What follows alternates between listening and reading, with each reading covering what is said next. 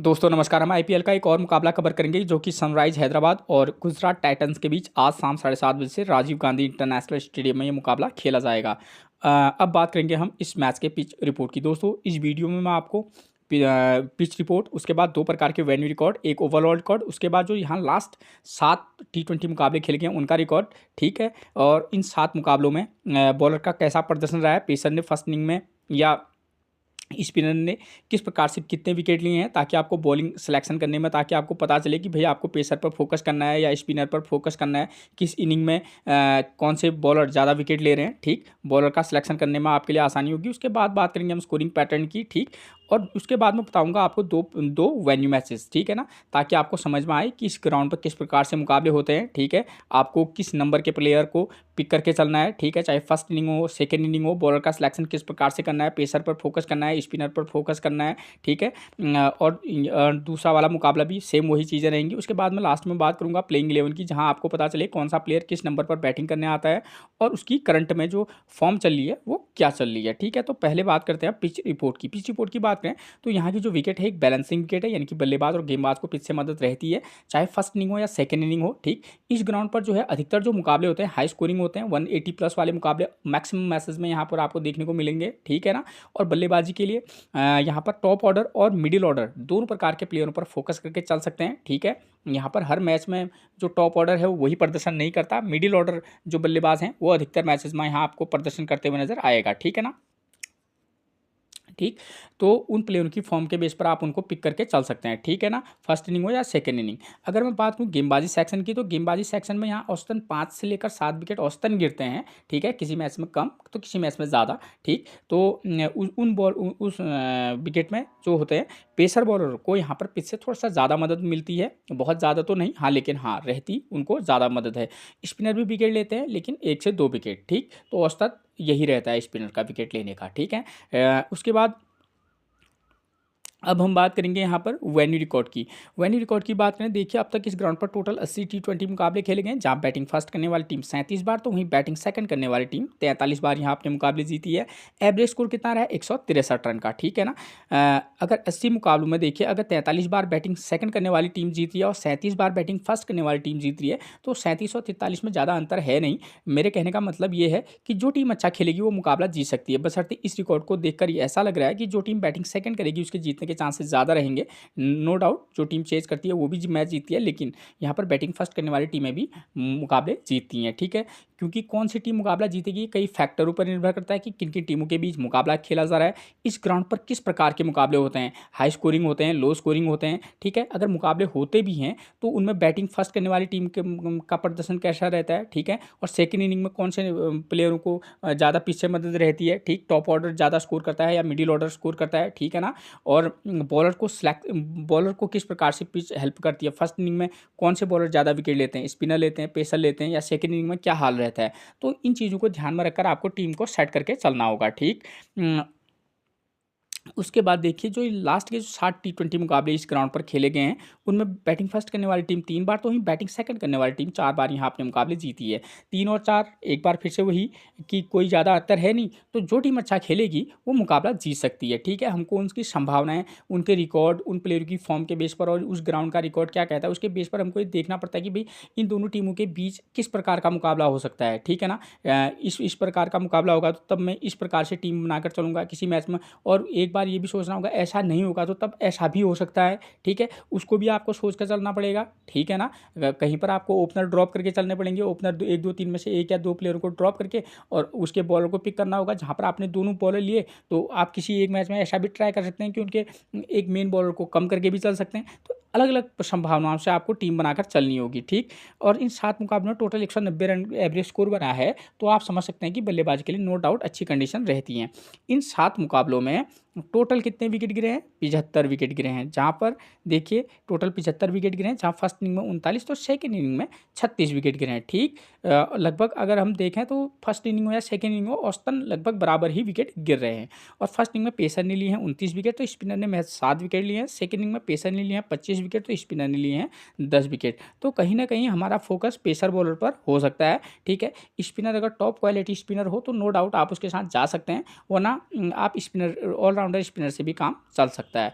अब अगर मैं स्कोरिंग पैटर्न की बात करूँ तो मेरा अपना मानना है कि 180 प्लस के समथिंग का स्कोर यहाँ पर अधिकतर रहता है, ठीक है। 170, 180, 200 प्लस 250 का भी स्कोर यहाँ पर बनता है, तो मे बी ये भी स्कोर 180 प्लस का जाना चाहिए।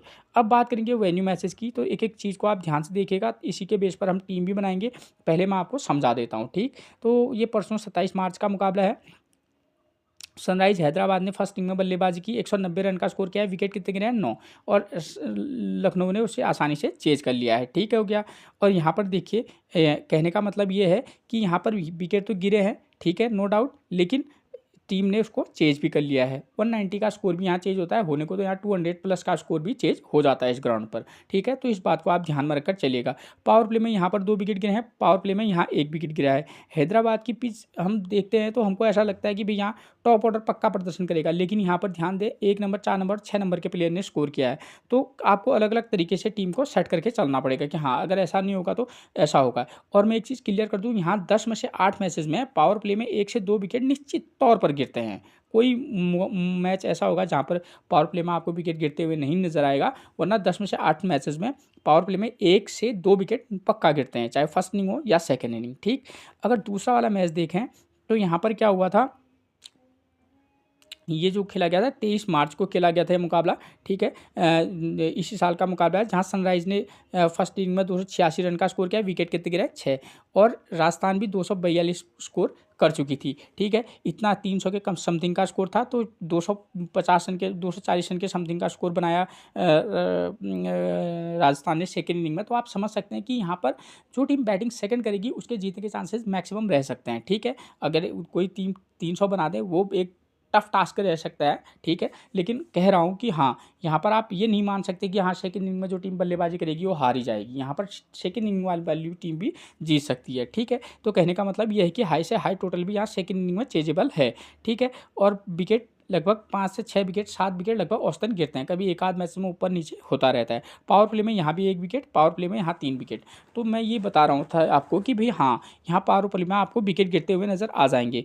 और इस वाले मुकाबले में 2 नंबर, 3 नंबर, 5 में, यानी कि टॉप ऑर्डर और मिडिल ऑर्डर ने स्कोर किया है, ठीक है। तो आपको इन बातों को भी ध्यान देना पड़ता है कि भाई कौन से नंबर के प्लेयर ने स्कोर किया है, ताकि आप उसके अकॉर्डिंग टीम में प्लेयर का सिलेक्शन कर सकें। अब ऐसा तो होगा नहीं कि आज के मुकाबले में 2 नंबर, 5 नंबर, 6 नंबर का प्लेयर स्कोर करे, हो सकता है कि 1 नंबर, 3 नंबर, 5 नंबर कर दे, ठीक है। प्लेयर की फॉर्म है क्या है, तमाम चीज़ों को आपको देखना पड़ेगा, ठीक है। ये चीज़ आपकी क्लियर होगी कि भाई यहाँ पर इस प्रकार के मुकाबले होते हैं, तो हमको इस प्रकार से टीम को सेट करके चलना है, ठीक है। इस वाले में ही देखिए 190 बनाया, 1, 4, 6 नंबर का प्लेयर ने स्कोर किया है, यहाँ 286 बनाया है स्कोर, और यहाँ देखिए 2, 3 और 5 नंबर के प्लेयर ने स्कोर किया। तो आपको दोनों के बेस पर सेट करके चलना होगा कि क्या हो सकता है मुकाबला। तो मैं इस वाले मैच के बेस पर टीम बनाता हूँ, जहाँ पर टीम ने 190 का स्कोर किया है। मैं ये नहीं कहता कि यहाँ 9 विकेट गिरेंगे, ठीक है, 5 विकेट औसतन, लेकिन 5 से 7 विकेट का एक रेशियो लगभग अमूमन रहता है, ठीक है, कभी अप डाउन चलता रहता है, ठीक। तो इस वाले मैच को ध्यान में रखकर अगर हम माने कि 200 के समथिंग का स्कोर, 180, 200, 210, 10-20 रन का अंतर होगा, तो इस वाले मैच को आधार मानकर अगर हम टीम बनाए, तो हमको पता है कि भाई बल्लेबाजी के लिए अच्छी कंडीशन तो नो डाउट यहाँ पर रहती हैं। पावर प्ले में 1 विकेट गिरता है, हम एक जनरल टर्म में लेंगे, तो यहाँ पर 2 कंडीशन होंगी, या तो सनराइज की टीम बैटिंग फर्स्ट करेगी या गुजरात टाइटंस। तो सबसे पहले हम बात करेंगे, अगर सनराइज हैदराबाद बैटिंग फर्स्ट करेगी, तब हम किस प्रकार से उनकी टीम बनाकर चल सकते हैं, जबकि हमको पता है कि यहाँ की जो विकेट है वो बल्लेबाजी के लिए निश्चित तौर पर हेल्प रहती है। तो सनराइज की तरफ से बैटिंग आते हैं ट्रेविस हेड और अभिषेक शर्मा। अगर मैं इन दोनों की फॉर्म की बात करूं तो ट्रेविस हेड की फॉर्म ज़बरदस्त है, अभिषेक शर्मा की अभी तक कोई खास प्रदर्शन ने किया नहीं है। तो किसी मैच में, क्योंकि सनराइज हैदराबाद की टीम वहाँ पर बैटिंग के लिए अच्छी ट्रैक है, तो किसी मैच में अगर आप चाहें तो इन दोनों ओपनर के साथ जा सकते हैं एक मैच में, और वरना आप इन दोनों में से एक के साथ जाइएगा, जिसमें ट्रेविस हेड की करंट की फॉर्म के बेस पर ट्रेविस हेड एक ज़्यादा बेटर ऑप्शन नज़र आ सकते हैं एक मैच में आप दोनों के साथ भी जा सकते हैं। उसके बाद नंबर 3 पर मिलेंगे हमको ईशान किशन, जिनकी करंट की फॉर्म 106 के बाद इन्होंने कोई खास प्रदर्शन किया नहीं है। अब ये हैदराबाद की पिच पर खेलेंगे आज, तो आज क्या पता कोई चमत्कार कर दें। एनके रेड्डी नो डाउट बीच में आते हैं और फायर करते हैं, और ये हमारे लिए एक की प्लेयर की भूमिका इस वाले मैच में एनके रेड्डी की रह सकती है। Kamindu Mendis left arm orthodox off spin दोनों प्रकार की गेंदबाजी कराते हैं, ठीक है। पिछले मैच में 27 रन 1 विकेट 4 रन 5 रन, ये इनका करंट का फॉर्म है। ठीक है। एक जब आप टॉप ऑर्डर को ड्रॉप करेंगे तो कुमेंडू मेंडिस के साथ आप जा सकते हैं। ठीक है ना। उसके बाद नंबर 6 पर मिलेंगे हेनरी क्लासन। ठीक है। विकेट कीपर सेक्शन में नो डाउट एक अच्छी पिक हमारे लिए रहेंगे। अनिकेत वर्मा की बात करें तो देखिए दोस्तों, नो डाउट अच्छे प्लेयर हैं, इन्होंने अच्छा प्रदर्शन किया हुआ है। ठीक, लेकिन अब ये नंबर 7 पर आएंगे, बैटिंग फ्रेंडली विकेट है। जब आपको लगेगा कि भाई कोलैप्स कर सकता है, तब आप अनिकेत वर्मा के साथ जाना, वरना आप इनको ड्रॉप करके भी इस वाले मैच में चल सकते हैं। ठीक हो गया। अब बात आती है कि अगर सनराइज हैदराबाद बैटिंग फर्स्ट करेगी तो सनराइज हैदराबाद की टीम ही बॉलिंग सेकंड करेगी। अगर 190-200 के समथिंग का स्कोर बना तो ये तो चेजेबल है। यहाँ पर 200 तो क्या 250 भी चेज हो जाते हैं। तो यहाँ पर देखिए पावर प्ले में 1 विकेट गिर रहा है, सेकेंड इनिंग में पेसर 3 विकेट, स्पिनर 2 विकेट ले रहे हैं। तो हमको सेकेंड इनिंग में बॉलिंग कराएगी कौन? सनराइज हैदराबाद। तो उनकी तरफ से अब हमको देखने की बॉलर, वो तो बॉलर में यहाँ पर आते हैं पैट कमिंस, लगभग 1 से 2 विकेट औसतन ये लेते हैं। ठीक है। फॉर्म इनकी बहुत बेहतरीन तो चल नहीं रही है। ठीक, किसी मैच में ट्राई करना चाहेंगे तो कर सकते हैं। हर्षल पटेल का भी वही है कि 1 विकेट 0 विकेट 1 विकेट 1-1 के साथ ये भी चल रहे हैं। समरजीत सिंह और मोहम्मद शामी। तो हैदराबाद की बॉलिंग उतने लय में नहीं है, चाहे आप पैट कमिंस हो, हर्षल पटेल हो, समरजीत सिंह हो या मोहम्मद शामी हो। ठीक, मोहम्मद शामी भी 1-0 1-1 के साथ चले, लेकिन जिशान अंसारी एक ऐसा बॉलर है इनका जो लगभग हर मैच में 1 से 2 विकेट ले रहे हैं। तो अगर आप चाहें तो एक मैच में जिशान अंसारी, मोहम्मद शामी या पैट कमिंस, हर्षल पटेल में से किसी एक के साथ जा सकते हैं। ठीक, खासतौर पर जब ये सेकंड इनिंग में क्या करें, गेंदबाजी करें। ठीक, अब दूसरी कंडीशन है अगर गुजरात टाइटंस बैटिंग फर्स्ट करेगी, क्योंकि हमको पता है यहाँ पर देखिए 1 नंबर 4 नंबर 6 नंबर का प्लेयर स्कोर कर रहा है। ठीक है। एक तो मैंने आपको बता दिया, जब आपको लगेगा कि बॉस यहाँ पर टॉप ऑर्डर प्रदर्शन कर सकता है, करता भी है, तो आप ओपनर के साथ भी जा सकते हैं, वरना 1 नंबर 3 नंबर 5 नंबर के साथ भी जा सकते हैं। जब आपको लगेगा कि भाई यहाँ डिफिकल्ट रह सकता है तो टॉप ऑर्डर 1 2 3 में से आप चाहें तो एक प्लेयर के साथ, उसके बाद 5 और 6 नंबर के प्लेयर के साथ भी यहाँ पर जा सकते हैं, या चाहें तो 2 नंबर 4 नंबर 6 नंबर के प्लेयर के साथ भी जा सकते हैं। तो गुजरात टाइटंस की बात करें तो गुजरात टाइटंस के प्लेयर भी अच्छी फॉर्म में है। खासतौर पर गुजरात की तरफ से साई सुदर्शन की फॉर्म ज़बरदस्त है, नो डाउट अच्छे पिक बनेंगे, वाइस कैप्टनसी भी दे सकते हैं। शुभमन गिल की भी ज़बरदस्त फॉर्म है। तो दोनों ओपनर को किसी एक मैच में मौका देना, किसी मैच में इन दोनों में से एक को ड्रॉप करके चल सकते हैं। जॉश बटलर ज़बरदस्त फॉर्म में है। ठीक है ना। ये टॉप 3 जो है गुजरात का वो ज़बरदस्त फॉर्म में है, तो ये प्लेयर हमारे लिए इंपॉर्टेंट रहेंगे। उसके बाद नंबर 4 पर सैफरन रदरफोर्ड की बात करूँ, इम्पैक्ट प्लेयर के तौर पर आते हैं, जब भी आते हैं ज़बरदस्त बल्लेबाजी करते हैं, 30-40-20-50 रन का स्कोर करते हैं और जल्दी से जल्दी करते हैं। ठीक है। इम्पैक्ट प्लेयर के तौर पर निश्चित तौर पर रहेंगे। उसके बाद नंबर 5 पर आपको मिलेंगे शाहरुख खान, अभी तक कोई खास प्रदर्शन किया नहीं है, और राहुल तेवतिया ने भी, इन 2 प्लेयरों ने कोई खास प्रदर्शन किया नहीं है। ठीक है। और मैंने आपको बताया यहाँ पर दोनों प्रकार की कंडीशन होती हैं, जहाँ पर टॉप ऑर्डर भी स्कोर करता है और कभी कभी टॉप ऑर्डर फ्लॉप होता है तो मिडिल ऑर्डर का प्लेयर स्कोर करता है। तो उस कंडीशन में राहुल तेवतिया हो और शाहरुख खान हो, हमारे लिए की प्लेयर की भूमिका रह सकती है। तो इन दोनों को तभी पिक करना जब आपको लगे कि टॉप ऑर्डर कोलैप्स करेगा। ठीक हो गया। उसके बाद नंबर 7 पर मिलेंगे Arshad Khan. Arshad Khan left arm medium fast और लेफ्ट हैंड बल्लेबाजी करते हैं, ठीक ठाक बल्लेबाज हैं। ठीक है। तो किसी एक मैच में ट्राई करेंगे तो करना, वरना ड्रॉप करके चल सकते हैं। अब हमको पता है भाई यहाँ पर सेकेंड इनिंग में जो है चेजेबल हो जाता है स्कोर, तो कितना भी तो, और स्पिनर को भी बहुत ज़्यादा पीछे मदद रहती नहीं है, और पेसर भी उतना विकेट लेता नहीं है।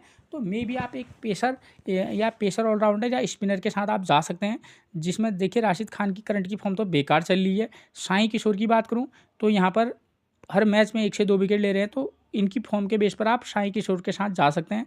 राशिद खान ये सनराइज हैदराबाद की विकेट में पहले ये वहाँ खेलते थे, तो इनको उसका अंदाज़ा है, मे बी एक उसके बेस पर ये हमारे लिए इम्पोर्टेंट बन सकते हैं। ये फॉर्म तो इनकी बेकार है। उसके बाद मोहम्मद सिराज की बात करूँ, पेसर को पिच से मदद है और सिराज की करंट की फॉर्म लाजवाब है, नो डाउट एक अच्छे पिक बन सकता है। प्रसिद्ध कृष्णा की भी फॉर्म अच्छी है, तो मोहम्मद सिराज और प्रसिद्ध कृष्णा पर आप फोकस करके चलना, उन प्लेयरों की फॉर्म के बेस पर। ईशांत शर्मा ने पिछले मैच में 1 विकेट, लेकिन उससे पहले इन्होंने कोई खास प्रदर्शन किया हुआ नहीं है, इम्पैक्ट प्लेयर के तौर पर आते हैं। ठीक है। तो प्रसिद्ध कृष्णा और मोहम्मद सिराज, इन 2 बॉलरों पर फोकस करके चल सकते हैं आप। ठीक है। तो ये आपके लिए मैंने क्लियर कर दिया। अब बात आती है सेकेंड इनिंग की। तो सेकेंड इनिंग में देखिए एलएसजी की टीम ने यहाँ चेज कर लिया, तो यहाँ पर जो भी टीम सेकेंड इनिंग में बल्लेबाजी करेगी, अगर हाई टोटल बन गया तो अगर वो हारेगी भी तो उतने ज़्यादा अंतर से हारेगी नहीं। और सेकंड इनिंग में पावर प्ले में हमको पता है 1 विकेट गिर रहा है, ठीक, और चेजेबल रहता है, तो उसके अकॉर्डिंग आप चाहें तो किसी मैच में दोनों ओपनर या किसी मैच में 1 नंबर, 3 नंबर, 5 नंबर के साथ या 2 नंबर, 4 नंबर, 6 नंबर के प्लेयर के साथ भी आप जा सकते हैं उस प्लेयर की फॉर्म के बेस पर। ठीक हो गया। अब आती है बॉलिंग की बारी। तो फर्स्ट इनिंग में बॉलिंग में देखिए पेसर ने 6 विकेट, स्पिनर ने 2 विकेट लिए हैं, ठीक। तो जो टीम बॉलिंग फर्स्ट कराएगी, आप चाहें तो एक पेसर और एक स्पिनर के साथ भी जा सकते हैं, और किसी मैच में आप चाहें तो अकॉर्डिंग टू सिचुएशन आप टीम किस प्रकार से बना रहे हैं, ठीक है। आपको क्या लगता है कि आप, मेरे को ऐसा लगता है कि ऐसा हो सकता है, तब मैं एक बॉलर के साथ जा सकता हूँ, वरना आप 2 पेसर के साथ भी जा सकते हैं, ठीक। उसके बाद बॉलिंग सेकंड में एक पेसर ऑलराउंडर से भी काम चल सकता है, या स्पिन ऑलराउंडर को भी आप पिक करके चल सकते हैं। ये दोनों कंडीशन में अप्लाई होगा। आप चाहें तो फर्स्ट इनिंग में भी ऐसा ही करके चल सकते हैं, ठीक है। अब बात आती है कैप्टनसी और वाइस कैप्टनसी की। तो नो डाउट यहाँ पर जो बल्लेबाज हैं वो वाइस कैप्टनसी के हमेशा से अच्छी चॉइस रहे हैं, ठीक है। कोई मुकाबला ऐसा होगा जहाँ पर बॉलर वाइस कैप्टनसी रहेगा, वरना अधिकतर मुकाबलों में लगभग 10 में से 7 से 8 मैचेस में यहाँ पर आपको जो बैट्समैन है वो आपको चाहे फर्स्ट इनिंग से हो, सेकेंड इनिंग से हो, वाइस कैप्टनसी या कैप्टनसी नज़र कर, मतलब बेहतर विकल्प रहते हैं, ठीक हो गया।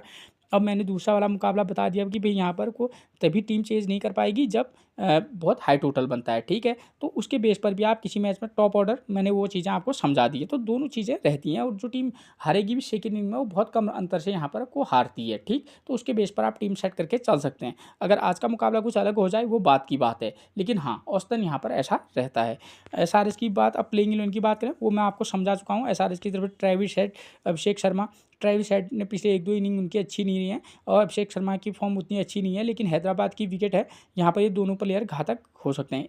ईशान किशन 106 के बाद उन्होंने कोई खास प्रदर्शन किया नहीं है। एनके रेड्डी की फॉर्म ठीक ठाक है। कुमेंदु मैंडिस ऑलराउंडर प्लेयर है, बैटिंग और बॉलिंग दोनों करेंगे, ठीक है, एक ठीक पिक बन सकते हैं। हेनरी क्लासन की करंट की फॉर्म अच्छी चल रही है। अनिकेत वर्मा भी नो डाउट कंडीशन के बेस पर ये भी एक पिक अच्छी बनेंगे। PAT Cummins, Harshal Patel, Simarjeet Singh pacer bowler, उनकी फॉर्म सनराइज हैदराबाद की उतनी अच्छी चल नहीं रही है।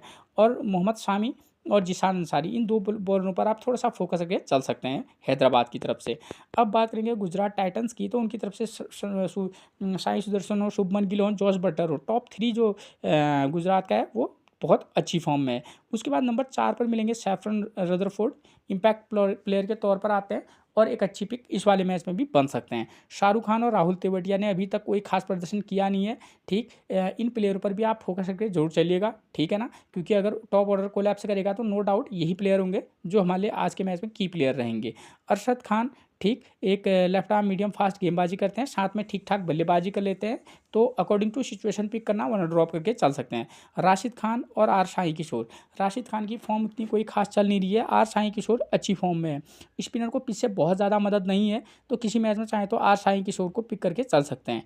उसके बाद सिराज और प्रसिद्ध कृष्णा, दोनों की बॉलिंग अच्छी है, ठीक। हैदराबाद की विकेट पर पेसर को मदद है, लेकिन बहुत ज़्यादा मदद नहीं है, लेकिन हाँ मदद नो डाउट रहती है। तो 2 बॉलरों पर भी आप फोकस करके चल सकते हैं। ईशांत शर्मा इम्पैक्ट प्लेयर के तौर पर आते हैं, ठीक। अगर आपको लगेगा तो इम्पैक्ट प्लेयर के तौर पर पिक वरना ड्रॉप करके चल सकते हैं। ये थी मैच से रिलेटेड वो जानकारी जिसके बेस पर आप एक बेहतरीन टीम बनाकर चल सकते हैं। फिर मिलेंगे आपसे एक और प्रेडिक्शन के साथ, तब तक के लिए आप सबको मेरा प्रणाम दोस्तों।